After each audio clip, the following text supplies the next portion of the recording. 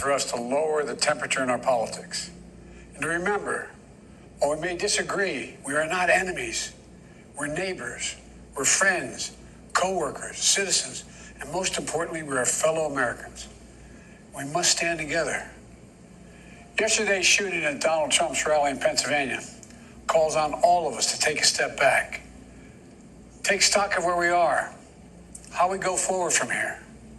Thankfully, former Trump is not seriously injured. I spoke with him last night. I'm grateful. He's doing well, and Jill and I keep him and his family in our prayers. We also extend our deepest condolences to the family of the victims who was killed.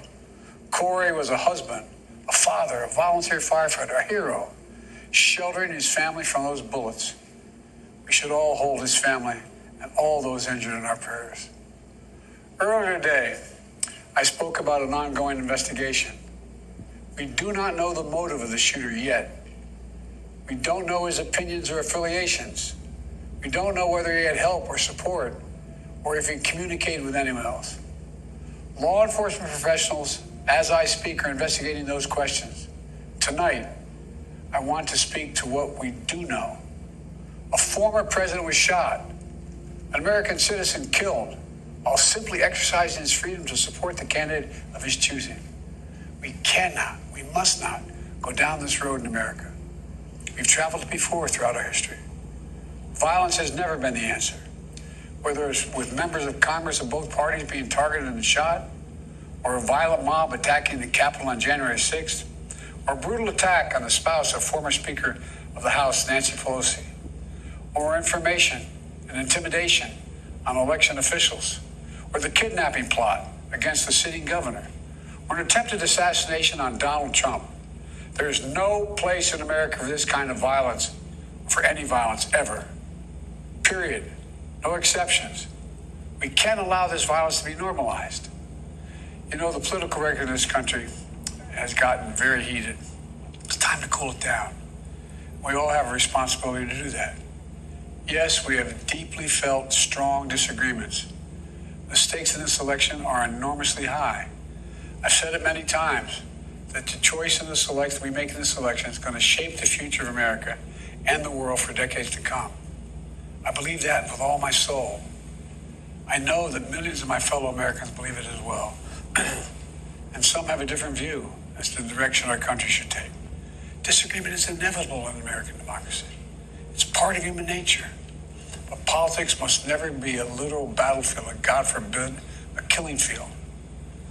I believe politics ought to be an arena for peaceful debate, to pursue justice, to make decisions guided by the Declaration of Independence and our Constitution. We stand for an America, not of extremism and fury, but of decency and grace. All of us now face the time of testing as the election approaches. And the higher the stakes, the more fervent the passions become.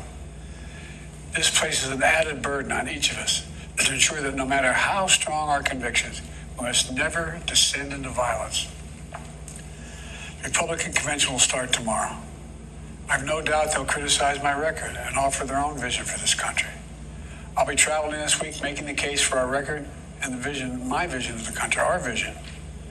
I'll continue to speak out strongly for our democracy, stand up for our Constitution and the rule of law, to call for action at the ballot box, no violence on our streets. That's how democracy should work. We debate and disagree. We compare and contrast the character of the candidates. Take a look at what happened.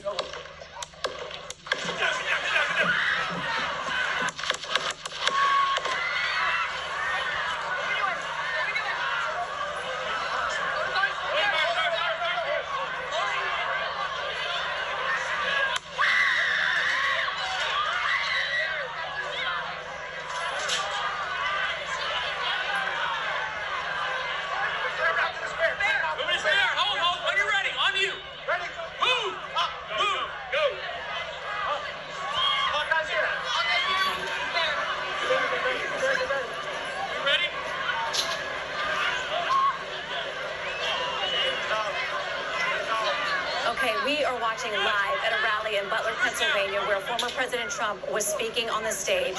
There has been some kind of disturbance that clearly sets law enforcement and Secret Service into motion.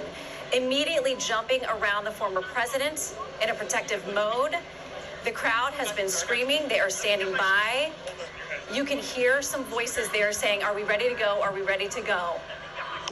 We are looking at President Trump. This does not look good. I'm going to be honest with you, from what we can see right here, it looks like they are attempting to move him out, that he may have been injured. He is holding up his arm. He is pumping his fist, but clearly Secret Service wants to get him out of this situation. He is attempting to stand and walk on his own. He has got his hand pumping in the air. His fist is pumping in the air, but quickly they are removing him from the stage. This is happening very quickly. We are trying to ascertain what happened, but quickly we do know that immediately Secret Service was on him, jumping to protect him. Let's go to Alexis McAdams. She is there actually at the rally as President Trump is waving his fist but looks injured and is being taken out of this rally. Alexis, what can you tell us from there on site? A nation in shock. The assassination attempt on Donald Trump. Former President Donald Trump was the target of an assassination attempt yesterday at a rally in Tulsa, Oklahoma. The event, intended as a display of his enduring political clout, transformed into chaos and terror. Eyewitnesses describe a lone gunman emerging from the crowd. The assailant, quickly apprehended by Secret Service agents, fired a single shot before being subdued. The bullet grazed Trump's arm before lodging itself in the podium behind him. One moment Trump is basking in the adulation of his supporters, the next panic erupts as the gunshot reverberates through the arena. This act of violence strikes at the heart of American democracy, reminding us of the fragility of peace and the threat of extremism. The rally in Tulsa, a return to the campaign trail. The Tulsa rally was intended as a triumphant return for Donald Trump. After months out of the public eye, he was back on familiar ground, feeding off the energy of his supporters. The rally, held at the BOK Center, was billed as a Make America Great Again celebration. The arena was packed with thousands of supporters, many of whom had traveled from across the country. They wore MAGA hats, waved Trump flags, and chanted his name with fervor. Trump delivered a grievance-filled speech, touching on familiar themes of immigration, trade, and the so-called stolen election. The rally was classic Trump, a potent display of his enduring appeal and a reminder of the deep divisions in the nation. Chaos and fear.